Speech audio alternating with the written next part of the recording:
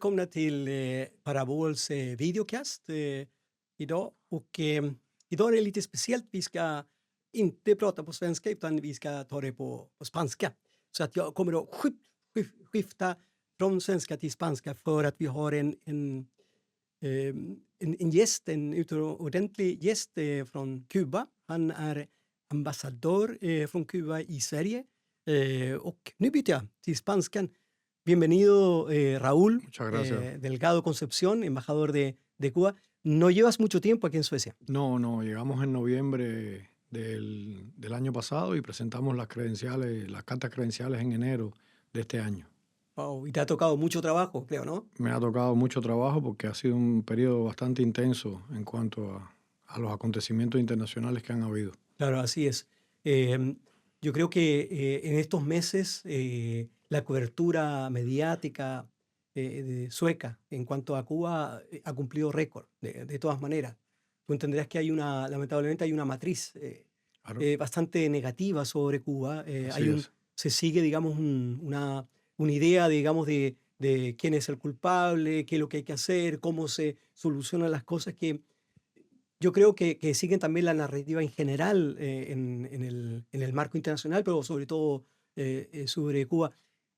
Para entrar ya de lleno, cuéntame qué tan ciertos son estos planes de Estados Unidos de invadir Cuba. Bueno, primero, Francisco, gracias a ti y a todo el colectivo de la revista por darnos la oportunidad de estar acá y poder conversar un poquito con todos los usuarios y las personas que disfrutan del trabajo que ustedes hacen y que lo consumen. Es verdad lo que decías. Tengo que empezar por decirte que en general, no solamente en Suecia, sino en el mundo entero, la narrativa es la que plantean los grandes conglomerados de la prensa internacional. Conglomerados que, por supuesto, están bajo los designios del gobierno norteamericano y que, por supuesto, siguen las pautas que marcan estas grandes transnacionales de la información, siempre muy agresivas, siempre muy dejando espacios a la opacidad en cuanto a la realidad cubana, mintiendo y trasladando muchas cosas que en la práctica no son verdad y que por supuesto dañan la imagen de Cuba.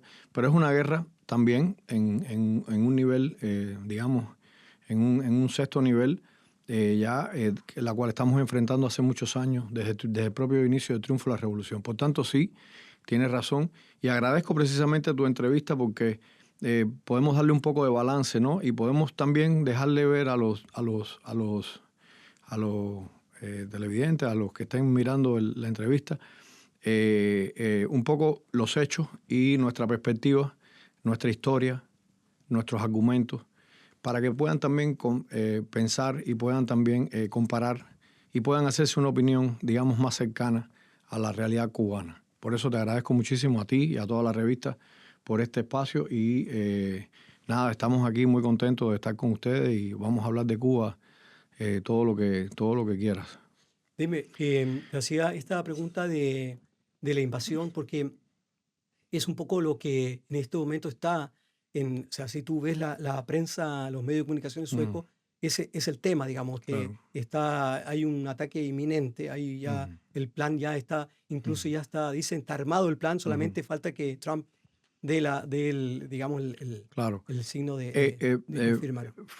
Hay que ir atrás en la historia, ¿no? Yo creo que el plan inminente para derrocar la revolución está desde el 1 de enero de 59, cuando triunfa la revolución.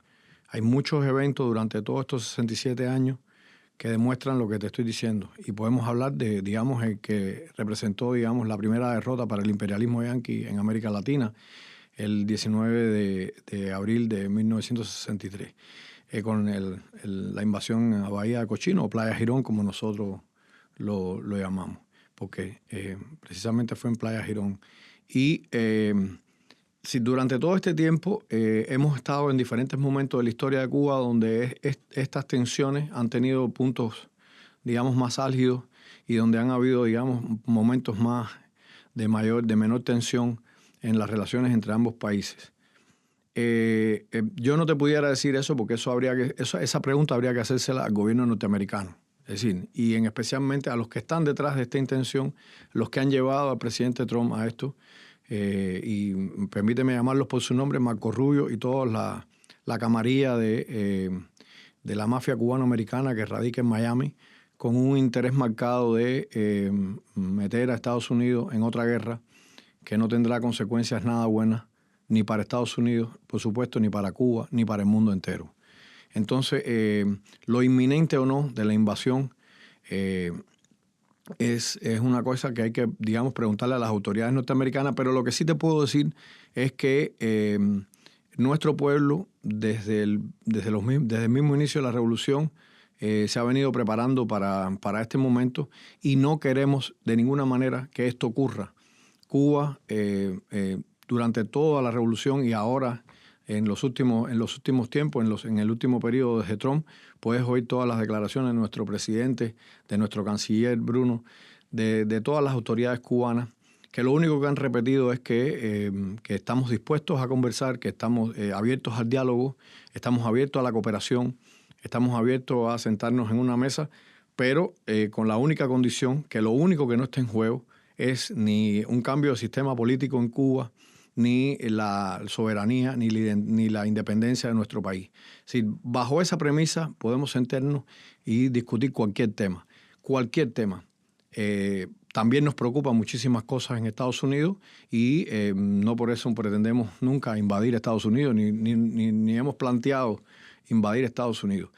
Es, digamos, muy sui generis el hecho de que una de las cosas que se le ha criticado a Cuba y que ellos han salido a decir en numerosas ocasiones, el tema de que, bueno, Cuba es un régimen comunista, siempre utilizan la palabra régimen para, de alguna manera, diabolizar el gobierno cubano. Y ten en cuenta que Estados Unidos tiene excelentes relaciones comerciales y de vecindad con otros estados que también profesan esa misma ideología. Y tú lo sabes, China, Vietnam, Laos, Corea del Norte, y a los cuales no se ha propuesto invadir para cambiar régimen, ni para cambiar el sistema político, ni para decir quién tiene que ser el presidente de ese país, ni quién no debe serlo. Entonces, tomando eso en cuenta, la explicación lógica que queda detrás de eso es que hay intereses. La política norteamericana, Francisco, siempre ha estado secuestrada por este grupo que vive en la Florida, que emigró de Cuba en el 59. Y emigró de Cuba. O mucho antes incluso, ¿no? O mucho antes, exacto, como los padres de Marco Rubio, de lo cual mintió. Pero bueno, te voy a explicar eso después. Pero este grupo que emigró de Cuba, fundamentalmente después del triunfo de la Revolución, no solamente se llevaron 458 millones de las arcas del Estado en ese instante, que al valor hoy representaría miles de millones de dólares, sino dejaron los bancos vacíos y se fueron hacia Estados Unidos, dejando al país totalmente desfalcado. Y desde ese instante hasta ahora, lo único que han tratado es de derrocar la revolución. ¿Por qué? Porque perdieron los privilegios en Cuba. Esos privilegios empezaron a formar parte del pueblo. Una población que en ese instante éramos unos 4, casi unos 5 millones de habitantes en Cuba, con más del 90% de la población era analfabeta, más del 97% de las tierras en Cuba estaban en manos de compañías norteamericanas, con una pobreza que rondaba casi el 80%, una pobreza por debajo de la línea de pobreza, sin acceso a agua, salud, educación. Te estoy hablando de todo eso. Esa era la Cuba del 58, la Cuba del 59, sí, la Cuba del 58 antes de la revolución. Entonces, ese es lo único que ha hecho la revolución, es cambiar esa realidad. Cambiar esa realidad desde ese entonces hasta ahora. Y eso es lo que no nos han podido perdonar y no nos van a perdonar. Pero nosotros estamos ahí y vamos a seguir estando y construyendo y alcanzando nuevos desarrollos a pesar de la difícil situación que hay hoy en nuestro país por culpa de estas últimas medidas. Sí, así, vamos a conversar también sobre el bloqueo por supuesto. Hacia adelante, pero un poco para ver lo puntual de ahora. Claro. Porque de una u otra forma el trumpismo o Trump con Marco Rubio y con, tal como dices tú, un grupo de gente que tiene intereses, han estado no solamente atacando a Cuba, sino que también a América Latina. Hay toda una estrategia Claro. a largo plazo de cómo volver, digamos, a apoderarse completamente de lo que ellos llaman el patio trasero, lo dicen así, con la doctrina Monroe. Y ahora, digamos, lo que se habla es que, bueno, después de la guerra con Irán, cuando ya esté todo finiquitado y firmen las declaraciones y Ujú. los acuerdos, entonces el próximo, y lo ha dicho también Claro, Trump, el claro. próximo es Cuba. Entonces, hay algunos ataques puntuales. Primero, por supuesto, el tema esto del bloqueo energético, Ujú, que lo conocemos, no, queremos que nos cuente sobre eso.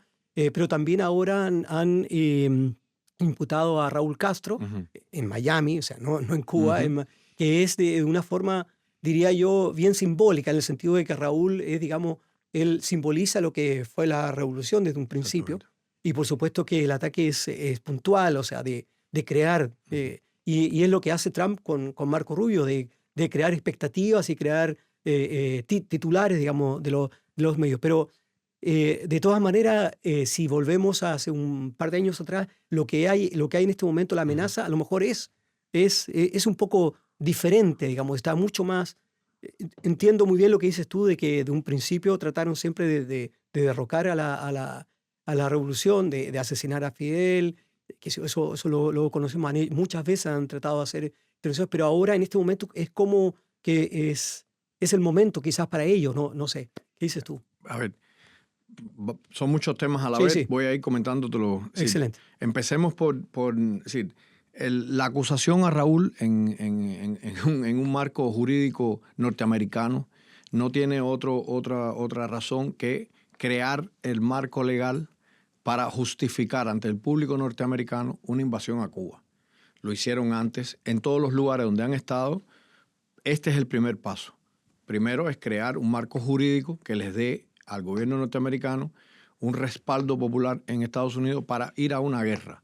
Entonces, la justificación que toman para acusar a Raúl sobre un hecho que ocurrió hace 30 años atrás, un hecho que te voy a narrar ahora, que son el derribo de las 2 avionetas de Hermanos al Rescate, una organización terrorista radicada en Miami que surge a partir el llamado éxodo de los balseros en Cuba en el año 94, con la justificación de que estas aeronaves iban a rescatar a las personas que estaban varadas en el mar o iban a avisar a los guardacostas, cosa que en un comienzo fue así, pero que se convirtió en una organización terrorista a partir de que empezaron a sobrevolar el espacio aéreo cubano, las aguas dentro del espacio terrestre cubano delimitado, y comenzaron incluso, es decir, a tirar panfletos, propaganda en la ciudad de La Habana. Lo primero, Cuba envió desde 1994 hasta el 24 de febrero que ocurre esto, más de 25 comunicaciones oficiales, 25 notas verbales y 25 reuniones con la contraparte norteamericana advirtiéndoles de que Cuba no iba a tolerar más esto.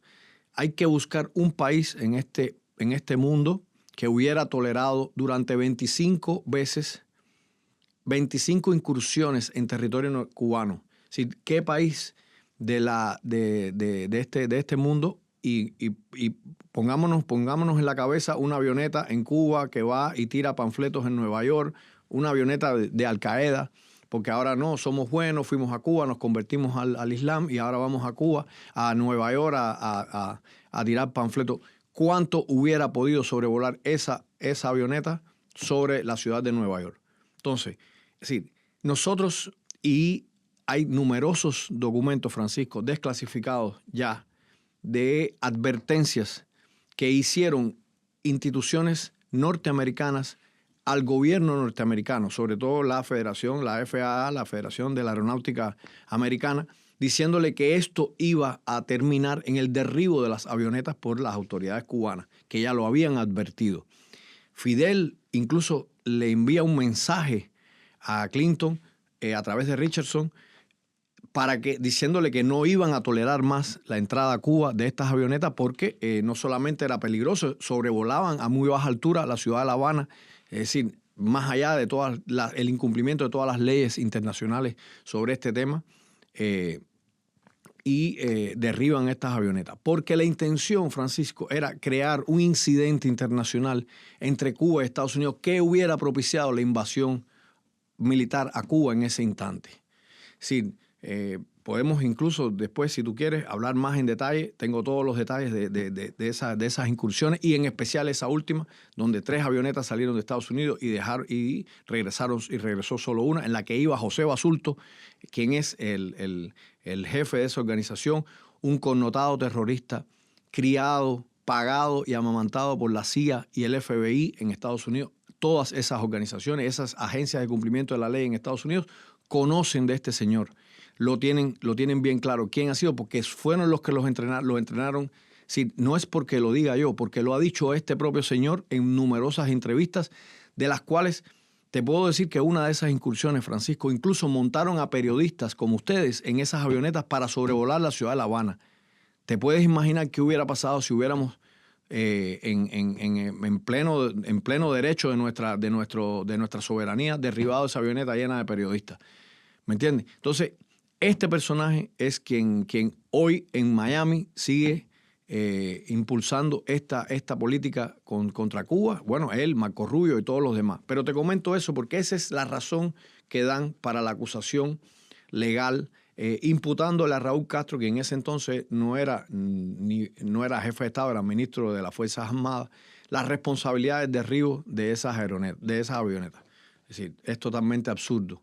Absurdo. ¿Por qué? Porque, vuelvo al principio, es crear el marco legal para después poder justificar ante su propio público una invasión a Cuba. Entonces, eso está ligado al momento en que estamos viviendo. Voy a ir subiendo a las otras preguntas que me hiciste. Sí, te hice varias, pero era dentro voy a ir ordenar el contexto. Voy a ir ordenando el contexto. Sí, muy bien. Entonces, esta política de Trump que ha venido en su primer mandato y hasta ahora, y ahora en este segundo mandato, calibrando cómo reforzar ese bloqueo que, como tú bien decías, está desde el 1 de enero, pero que en los últimos años ha venido estrangulando de una manera más eficiente la economía cubana. ¿Por qué? Porque han ido muy detalladamente, quirúrgicamente, a estrangular y a prohibir a través de leyes extraterritoriales. ¿Qué quiere decir eso? Quiere decir que son leyes que son de cumplimiento para Estados Unidos que la aplican en otros países. Es decir, tú no puedes hacer que una ley norteamericana tenga una vigencia en Suecia, por ejemplo. Sin embargo, se cumple. Es decir, esa ha sido la razón de ser del bloqueo, ¿no? La diferencia entre embargo y bloqueo es extraterritorialmente, claro. Eso. Entonces, estas medidas nuevas, la del 29 de enero con el bloqueo, que es un bloqueo petrolero que califica como un bloqueo naval de guerra, un acto que está registrado en las convenciones de Naciones Unidas como un acto de genocidio contra el pueblo cubano. Ningún país puede funcionar sin petróleo, Francisco. Llevamos en estos últimos, desde el barco de petróleo que entró en abril, llevamos 121 días sin recibir petróleo en Cuba. Ahora 122, para ser exacto. 122 días sin recibir petróleo en Cuba.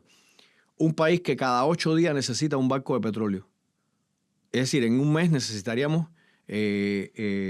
hasta ahora serían 32 barcos de petróleo los que debíamos haber recibido para poder tener un normal funcionamiento como cualquier país de este planeta. Y no hay ninguno, Raúl, disculpa, no hay ningún país que se atreva a no hacerle caso a ese bloqueo naval. Sí lo hay. Rusia, por ejemplo, quien ya envió un barco con más de 100.000 toneladas. Pero es decir, tienes que pensar, Francisco, que todos los países, aunque tengan la voluntad política, estas compañías navieras y estas empresas que tienen a su cargo la extracción y la refinación del petróleo, son compañías muchas veces privadas que no van a hacer absolutamente nada en contra del gobierno de Estados Unidos o contra sus propios intereses como compañías. Entonces, muchos de estos países tienen voluntad, muchos de estos países quieren ayudarnos, pero a lo interno después no pueden realmente poder enviar un barco de petróleo a Cuba. Porque había un segundo barco ruso ahora que estuvo esperando y se tuvo que retirar, ¿no? Sí, no, yo no sé exactamente eso, pero lo que te quiero decir es que, lo que sí te puedo decir es que hemos recibido cooperación de muchísimos países del mundo que nos están ayudando en términos de alimentos, medicina y otras cosas.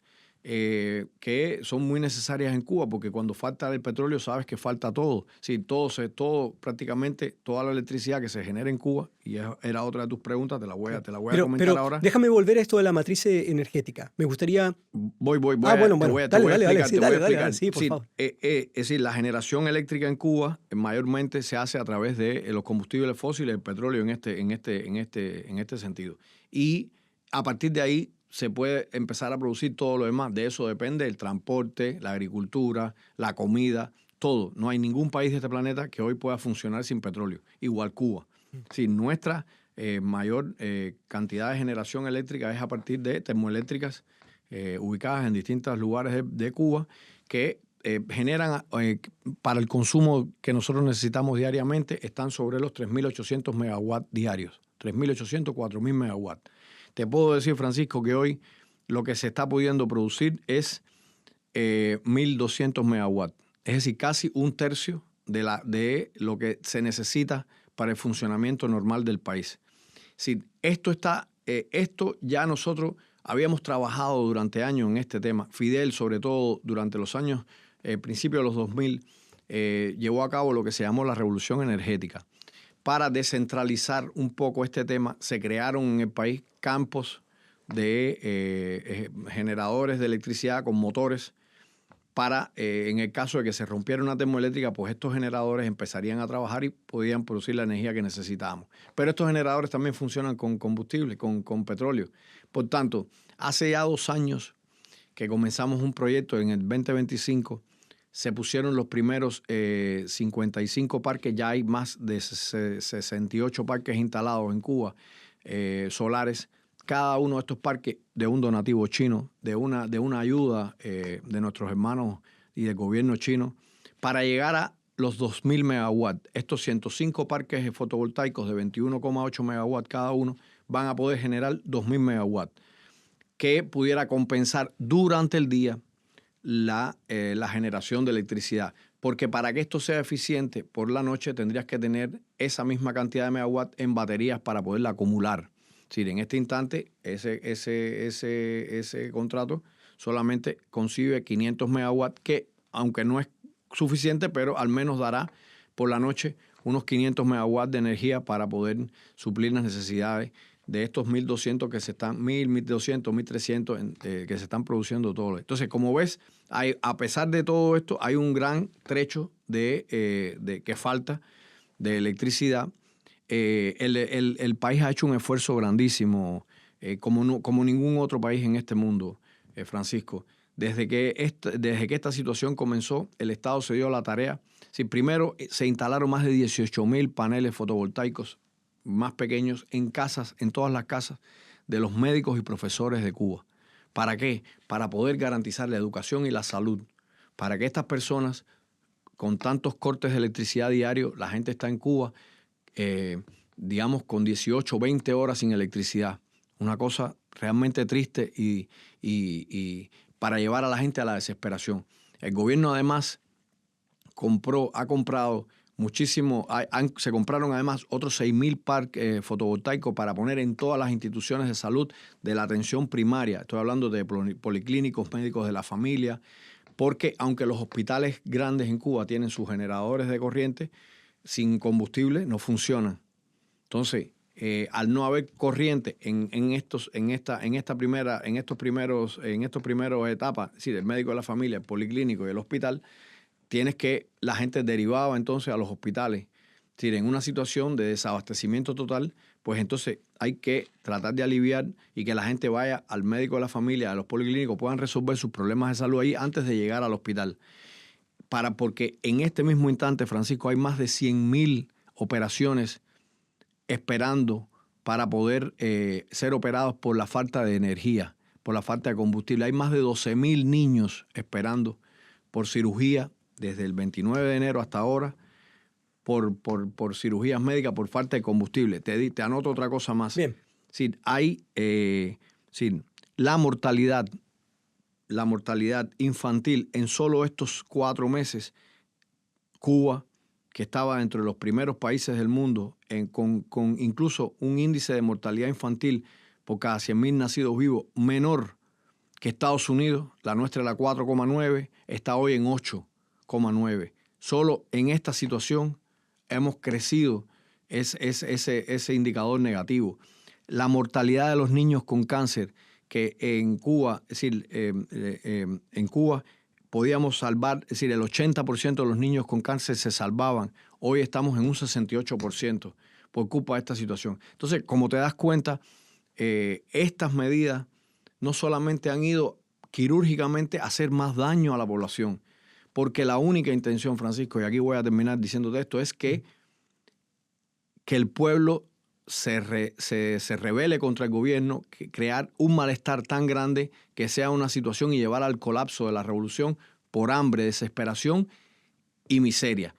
Esto está escrito en el memorándum de Lester Mallory, secretario de Estado, en el año 1961, cuando ahí escribió, y es público ese documento, lo pueden buscar, que la única manera de derrotar al gobierno de Fidel Castro y la revolución cubana era por medio de esto, porque no podían hacerlo de otra manera.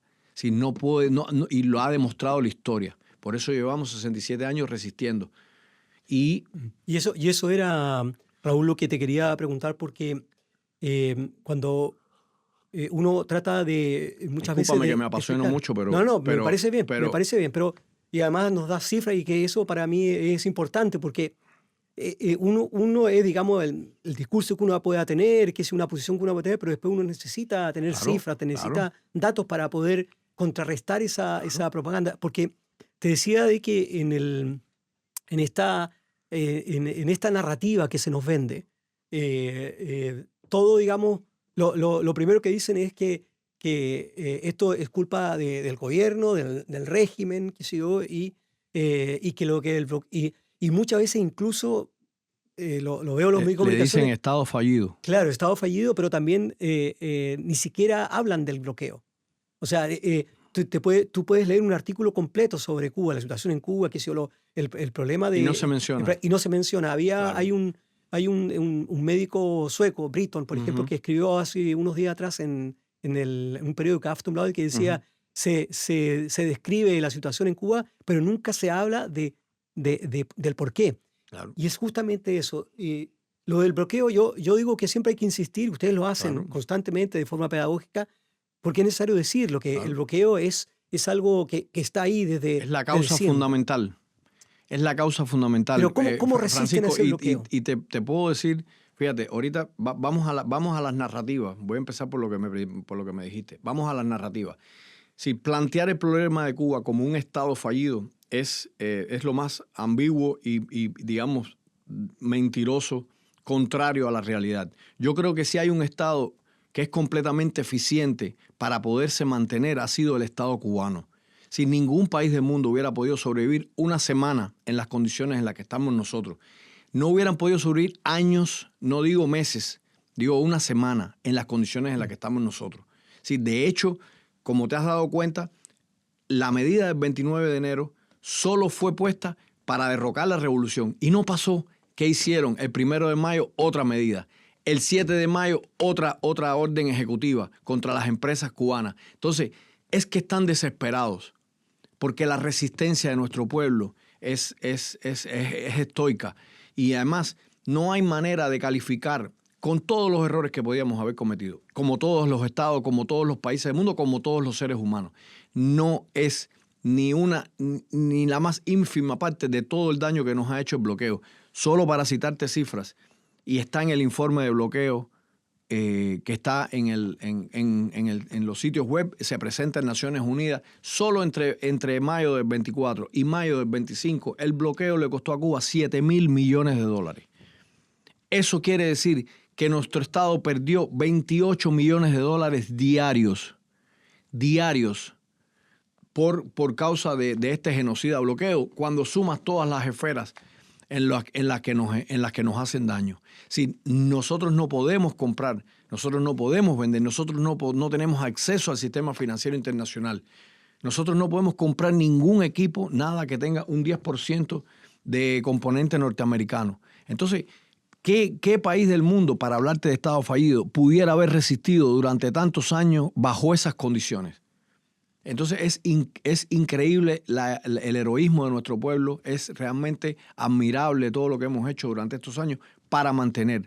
Y te repito, todos unidos en torno a una sola idea, mantener nuestra independencia y nuestro sistema político. Fue el que Cuba decidió, fue la que los cubanos decidieron. Y eso es otra mentira que quieren plantear.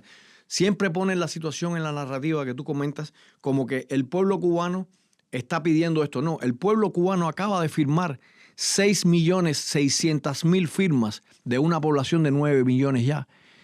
6.600.000 firmas a favor en favor de defender la revolución si los americanos venían.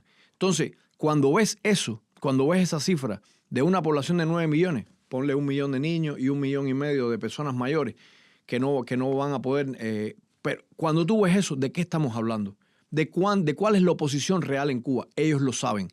Son grupos pagados, pequeños grupúsculos pagados desde el gobierno norteamericano, alimentados con la sed de venganza hacia la revolución, que nunca han logrado nada durante estos años. Por tanto, esa es la realidad. Y esa es la narrativa que hoy repiten y repiten y repiten porque quieren convertir en una verdad. Una mentira dicha 1000 veces, dicen que se convierte en... Esta es la única mentira que dicha 1000 veces no se va a convertir en verdad. Dime, ¿están en este momento están en un momento como en el periodo especial? La situación económica que hay ahora. Yo creo que aún más difícil. Yo viví el periodo especial y fue muy difícil. Pero aún en ese instante todavía, digamos, que había una ética en cuanto a determinadas políticas internacionales que nos permitía de una manera, digamos, más aunque fue muy difícil, igual. Llegamos a tener momentos de opción cero, de no había combustible en Cuba igual. Pero hoy estamos también más preparados. Y aunque es más difícil por la agresividad del gobierno norteamericano, el cual bajo la presidencia de Trump, ya lo hablábamos, se ha desatado en un caos mundial de guerras infinitas y de ataques a todas, incluso a sus queridos aliados europeos, hace más difícil la situación. Sí, hace más difícil la situación porque hoy todo está más interconectado y las necesidades son diferentes. Pero sí está muy difícil la situación y no pudiera yo compararla de manera así exacta con aquel momento, pero lo que sí te puedo decir es que nuestro pueblo está hoy igual que en aquel momento haciendo un esfuerzo sobrehumano para sobrevivir día a día en todos los ámbitos de la vida. Aún en esas condiciones, Francisco, te voy a decir otra cosa y se lo voy a decir a tu público ahora. Nuestro presidente acaba de lanzar ayer, Cuba acaba de descubrir una nueva vacuna contra el cáncer de pulmón. Es decir, es una nueva vacuna, Eversavac, que aún en estas condiciones nuestro pueblo sigue desarrollándose, sigue trabajando y sigue logrando éxitos en diferentes cosas. Entonces, lo que te quiero decir es que estamos preparados y seguiremos combatiendo en este sentido para poder mantener en lo que creemos y en nuestros ideales. Mira, yo el 2024 estuve en Cuba y seguía el debate económico que había. Estaba todo esto de lo que le han llamado la actualización del modelo económico. Había una crítica, había incluso hacia lo que era el ministro de Economía. Cuando uno le cuenta eso, acá no puede ser. O sea, no se piensan que puede haber un debate y que incluso, porque hasta se destituyó al ministro de Economía en ese tiempo. Tengo entendido de que esta actualización de la economía empieza con Raúl y después sigue con Díaz-Canel, abriendo el sistema monetario y que ahora ha habido una tercera ola, digamos, de esta actualización de la economía. ¿Me puedes contar un poco de cuál es el debate y cuáles son los desafíos? Te cuento. Vuelvo a la narrativa de la que hablábamos ahorita. Sí, cuando se plantea la sociedad cubana, siempre la describen como una sociedad cerrada en la cual que los únicos que deciden son 2 o 3, ¿sí? Y no hay nada más alejado de la realidad que esto. No hay nada más democrático que el sistema cubano en cuanto a las principales decisiones que se han tomado en Cuba. Todas se le han consultado al pueblo.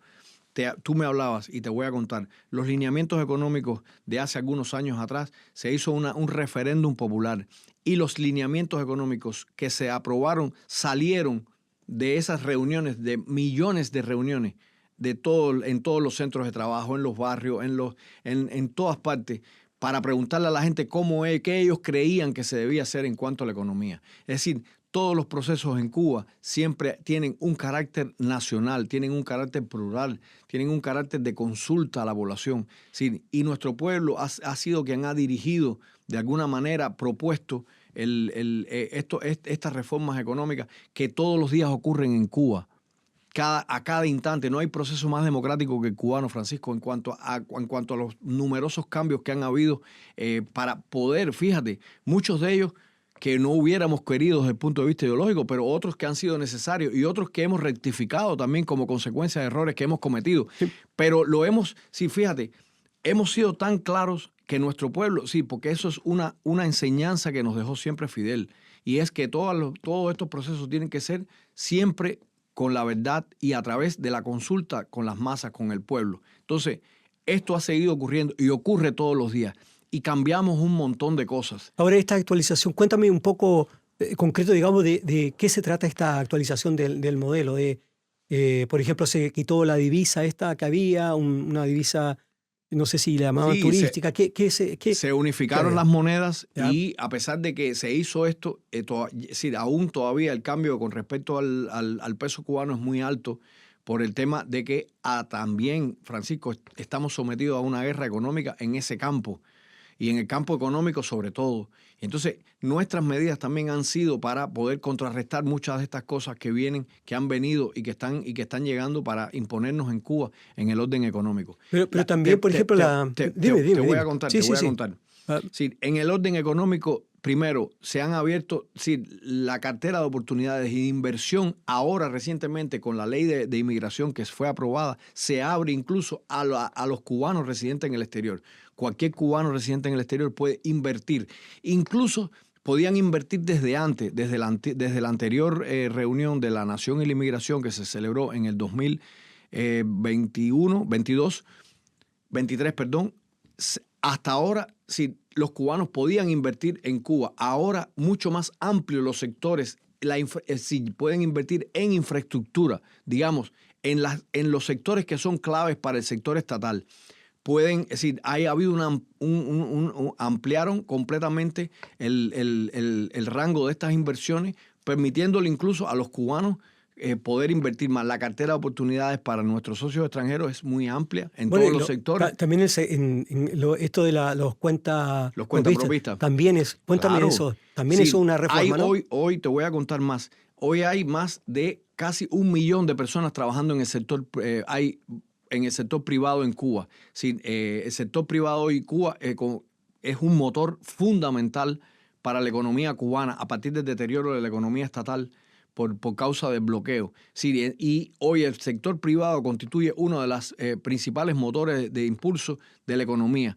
Y es hoy mismo esa reforma lo que permite que ese sector se integre con el sector estatal y que haya una fusión con muchas empresas estatales que están hoy paralizadas.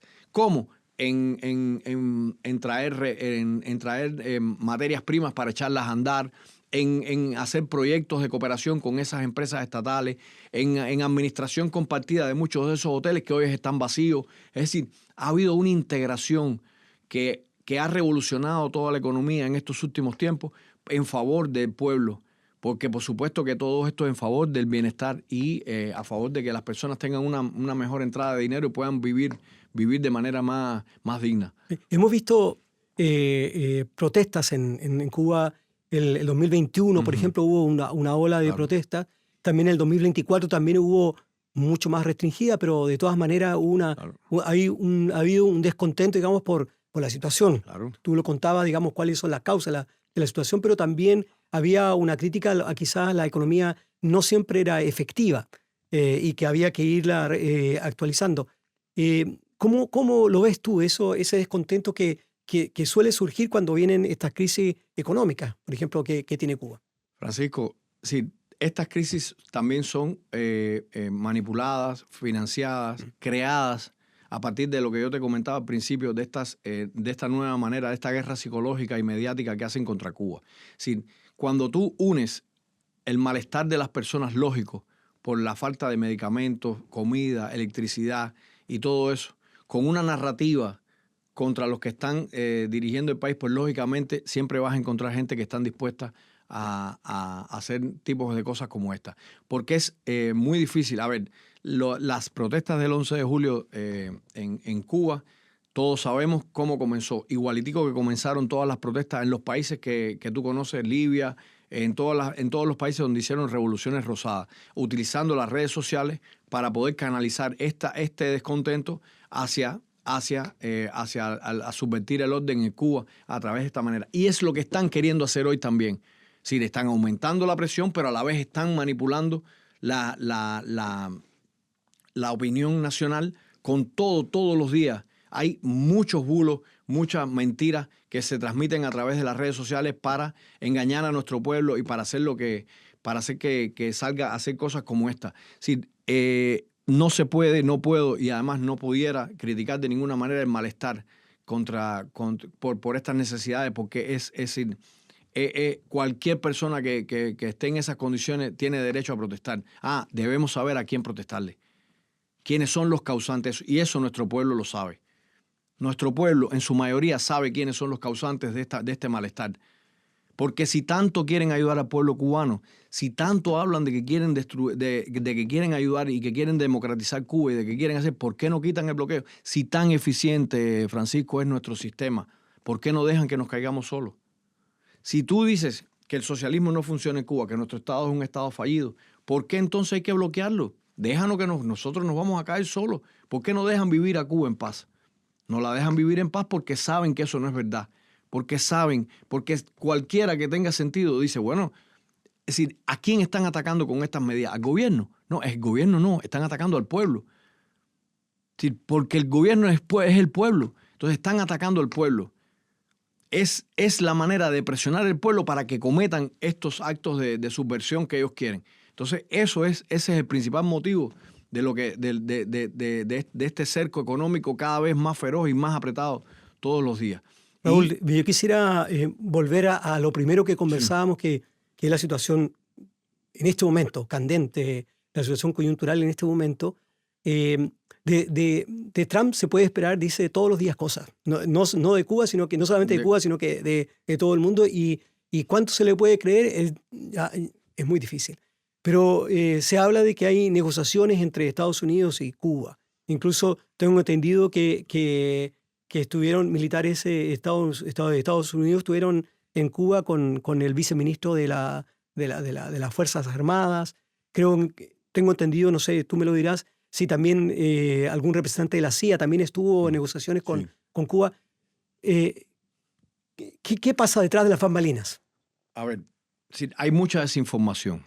Lo primero, Francisco, es que hay mucha desinformación. La narrativa del gobierno norteamericano va por un lado y la realidad va por otro.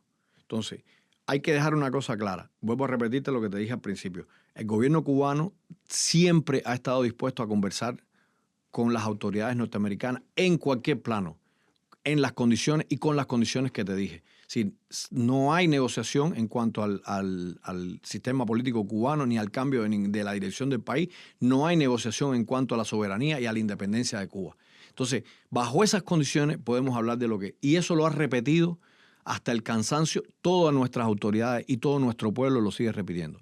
Te cuento, el director de la CIA sí estuvo en Cuba en una reunión con las autoridades cubanas y recientemente también el jefe del Comando Sur de Estados Unidos se encontró en el marco de las conversaciones normales que hay en la base naval de Guantánamo con las autoridades cubanas. Tú sabes que es un territorio que es una base ilegalmente ocupada por Estados Unidos a partir de esa enmienda en 1902, la enmienda Platt, en la cual se hicieron con ese pedazo ilegalmente en Cuba, territorio que estamos reclamando desde el comienzo de nuestra revolución, porque en las cuales se conversaron con las autoridades en ambos ámbitos sobre las posibilidades y los caminos que se pueden encontrar. Te cuento, Francisco, hay muchas posibilidades de cooperación entre Cuba y Estados Unidos. Ya lo probó la historia. La historia en el 2015, cuando se abrieron las relaciones diplomáticas durante el periodo de la presidencia de Obama, durante ese periodo se firmaron 32 acuerdos de cooperación con Estados Unidos. Y hay muchas cosas en las que podemos trabajar juntos y en las que hoy Cuba es vital para la seguridad de Estados Unidos. Y lo saben esas autoridades. Lo saben las autoridades de las Fuerzas Armadas, lo saben las autoridades de cumplimiento de la ley en Estados Unidos. ¿Cuáles son? Tráfico humano, narcotráfico, medio ambiente, derrames de petróleo, un montón de otros temas que pudiéramos conversar. Pero además hemos dicho y hemos repetido, han repetido nuestras autoridades que estamos en disposición de hacer negocios con los empresarios norteamericanos. Hay un grupo numeroso de empresarios norteamericanos en el ámbito de la agricultura que tradicionalmente habían vendido alimentos a Cuba y que están muy interesados en tener relaciones con los productores agrícolas en Cuba, en el turismo. Entonces nosotros estamos abiertos a todas esas conversaciones porque hoy, sin lugar a duda, y te lo repito, Francisco, Cuba por su ubicación geográfica es el muro que contiene la seguridad propia de las costas norteamericanas, de todos estos flagelos que hoy afectan. Imagínate una Cuba, y no me gusta hablar de países, pero imagínate una Cuba en el estado en que está Haití hoy, de que no haya un gobierno, de que las bandas armadas y de que el tráfico de armas y de drogas pulule. ¿A cuánto estaría eso de Estados Unidos? Pues está solamente a 145 kilómetros. Si está más cerca de aquí a John Chepin que de Estados Unidos. Sí. Entonces, es importante que eso se tenga en cuenta. Y esto que te estoy diciendo lo saben las autoridades norteamericanas. Y por eso es que numerosos documentos en estos días, artículos de prensa en diferentes medios de prensa importantes norteamericanos de exagentes de la CIA, exagentes del FBI, politólogos, analistas norteamericanos, le han recomendado al presidente que no cometa el error de una invasión a Cuba. Precisamente por esto que te estoy diciendo. No sé si explica lo que tú me preguntabas. Pero lo que ha habido es esto. Y nosotros tenemos la disposición y estamos dispuestos a conversar con ellos cuando quieran, bajo las condiciones de respeto, igualdad y como se hizo durante el periodo de Obama, en el cual trajo como resultado esto que te dije, documentos que nos amparaban para el trabajo, documentos que Cuba ha cumplido, Francisco, en su integridad, todos, y Estados Unidos no. Y te hablo de los acuerdos migratorios, por ejemplo, entre otros. Raúl, para terminar ya esta conversación, me parece muy interesante. Claro que sí, que estamos aprendiendo, estamos recibiendo los datos que lo necesitamos. Mira, aquí hay mucha gente en Suecia, también en Europa, que no necesariamente son hinchas del gobierno cubano, pero que ellos entienden esto de la relación internacional, entienden del derecho internacional y entienden también de soberanía. Y también entienden lo que significaría una invasión de Estados Unidos a Cuba. Tú lo decías, no solamente le va a ir mal a Cuba, sino que también le va a ir mal a Estados Unidos. Y ellos, mucha gente dice, bueno, ¿qué podemos hacer? ¿Qué puede hacer la Unión Europea? ¿Qué puede hacer Suecia? Pero también, ¿qué podemos hacer nosotros como ciudadanos de este continente? Mira, hace 2 días, nuestro canciller dijo en una sesión del Consejo de Seguridad, sí, este es el momento de levantarse por Cuba y de levantarse por toda Latinoamérica. Una invasión a Cuba no solo sería perjudicial para Estados Unidos y para Cuba. Recuerda que Cuba está en el medio de 2 estrechos muy importantes, el estrecho de la Florida y el estrecho de Yucatán. Si por esos estrechos circulan todos los meses más de 8,000 barcos, Francisco, con bienes, servicios que prestan las navieras que pasan por ahí. Por sobre Cuba pasan muchos aviones todos los días por los corredores aéreos nuestros. ¿Cuánto se vería afectado no solamente Estados Unidos y Cuba, sino toda Latinoamérica y el mundo entero? ¿Cuánto se vería afectado el comercio internacional si se desata una guerra contra Cuba en esos 2 importantes estrechos? Es lo que estamos viendo hoy en Hormuz. Si el mundo está a punto de o estamos ya en un colapso energético casi mundial, porque Estados Unidos precisamente desató una guerra ilegal contra Irán. Una guerra que no estaba ni aprobada por el Congreso norteamericano, una guerra que no tenía ningún sentido. ¿Por qué? Por seguirle los dictámenes de Netanyahu y el gobierno israelí. Pero es lo que todo el mundo sabe. Pero hoy es muy importante, y lo decía nuestro canciller, levantarse porque en solidaridad con Cuba. Y le pedimos a todos los gobiernos, a todos los amigos en Europa, a todos los gobiernos, que hoy se levanten por Cuba, porque esto afectará de manera inexorable, por supuesto, a millones de cubanos que van a morir, pero también inexorablemente a millones de personas en el mundo entero si se desata una guerra en nuestro país por una guerra ilegal que no tiene ningún sentido contra nuestro pueblo noble y trabajador, que solo ha vivido de cooperar y solo ha vivido de ayudar al resto de los países del mundo en numerosas ocasiones, tú lo sabes, con un internacionalismo médico y educativo que dista mucho de lo que pudiéramos haber hecho si hubiéramos tenido los recursos necesarios para poder haber hecho más. Entonces, yo creo que es importante que esto se sepa, y te agradezco muchísimo, Francisco, que nos des la oportunidad. Estaremos aquí cada vez que lo quieras y cada vez que nos invite vamos a estar acá cuantas veces quieras para poder seguir hablando de Cuba. Y le doy las gracias a los que nos están mirando por la paciencia que me han tenido. Y bueno, nada, estamos acá trabajando y la Embajada de Cuba pues, tiene las puertas abiertas a todos los televidentes y todos los que te escuchan ahí para recibir la cooperación, para recibir la ayuda de todo el que sienta que puede hacer algo por nuestro país, por nuestro pueblo. Muchas gracias, de verdad. Gracias a ti, Raúl. Muchas gracias.